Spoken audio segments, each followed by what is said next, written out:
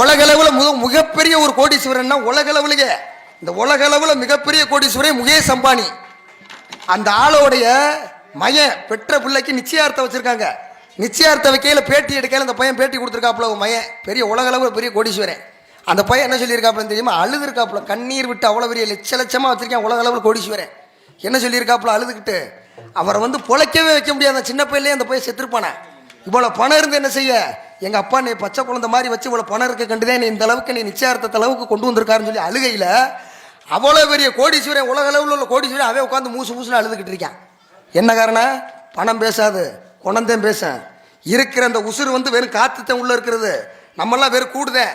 இந்த காத்து வெளியேறிடுச்சுன்னு வைங்க, நம்மளை சொல்ல மாட்டேன் பணக்காரன் சொல்ல போறானா, லட்சாதிபதினு சொல்ல போறானா, இல்லை கோடீஸ்வரன் சொல்ல போறானா? ஏயா உதாரணத்துக்கு ஒன்று சொல்றேன். ஒருத்தர் ஒரு தெருவில் பிடித்த நடந்து போயிருந்திருக்கான். நடந்து போனவே செருப்பு காலை அந்து வச்சு, செருப்பு அந்து வச்சு.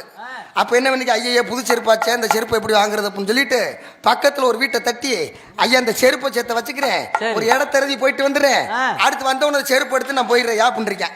சரி ஒரு ஓரமாக வச்சுக்கன்னு சொல்லி செருப்பை போட்டு போயிட்டாங்க. சரி அடுத்த வாரம் அதே ஆள் வந்திருக்கேன், கூட வந்தாலும் செத்து போனேன். ஐயா செத்து போனாலும் என்ன சொல்லியிருக்கேன், வீட்டில இருந்து ஆளை கூட்டியாருன்னு. இவன் கையில போன் கிடையாது, வீட்டுல இருந்து ஆளை கூட்டிட்டு வந்து அதே கதவை தட்டி இருக்கேன். சரி தட்டி இந்த பணத்தை கொஞ்சம் நேரம் வச்சுக்கிறேன், வீட்டுல இருந்து ஆளை கூட்டி வந்து எடுத்துக்கிறேன் இருக்கேன்.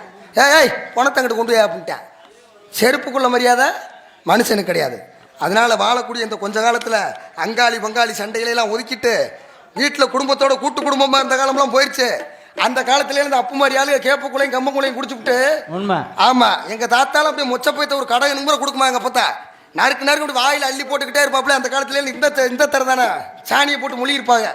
குசுமுடாப்லாம் அந்த இடம் திடீர்னு விருவிட்டு போமா, அந்த அளவுக்கு இருக்கு. மொச்ச பயத்தை பிதிக்கி எடுத்த மாதிரி ஒவ்வொரு வீட்லயும் 18 பிள்ளையும் 16 பிள்ளையும் பிதிக்கி எடுத்துருக்காங்க. இந்த காலத்துல இருந்து பிறந்திருக்காருங்க பிள்ளை. அந்த வரைக்கும் ஊடுகாட்டுல மா உருண்டை சத்துன மா உருண்டை கொடுக்குற மாதிரி மண்டை, அதுலயும் காக்கில அறுத்து எடுத்து போட்டு, அதுல சுகப்பிரசவம் ஆறு பிறக்கிற மாதிரி இல்ல, பூரா அறுத்து ஆப்ரேஷன் பண்ணிடுறேன். சிசேரியன் இதுக்கு பேரு. எடுத்து போட்டாங்கன்னா 1/4 கிலோ விலைங்க, 1/2 கிலோ விலை இருக்கேன், மிஞ்சி போனா 3/4 கிலோ இருக்கேன். இந்த பிள்ளைக்கு அம்மான்னு சொல்ல முன்ன அம்மான்னு கூட சொல்லி இருக்க மாட்டேன். 2 வயசுல சேர்த்துட்டானே பள்ளிக்கூடத்துல. அதுக்கு பீஸ் 20,000 ரூபாய், அதுக்கு வேன் வாடகை வேற, வேன் வாடகை 250, பீஸ் 15,000, அது டேம் கணக்கில் வேற கட்டுறது, இதுல சோத்து செட்டி வேற. அந்த பிள்ளைக்கு வாயில டிஃபன் பாக்ஸை கூட தூக்க முடியாது. ஒரு சம புத்தகத்தை கட்டி விட்டுருவாங்க. அம்மா வேணாம் எனக்கு அப்பாவே வேணாம்னு சொல்லிட்டு வண்டியில ஊது டாட்டா காமிச்சுக்கிட்டு, அதுல இந்த ஆட்டாவில் போறாங்க பாருங்க, ஆட்டாவில் ஏத்திட்டு போறாங்க பாருங்க, விதிக்கு உள்ள தள்ளுவேன், தள்ளிக்கிட்டு பக்கத்து கணக்குள்ள ஒரு புள்ள, இங்கிட்டு மடியில ஒரு புள்ள, விதிக்கு தொங்கிக்கிட்டு போவாங்க.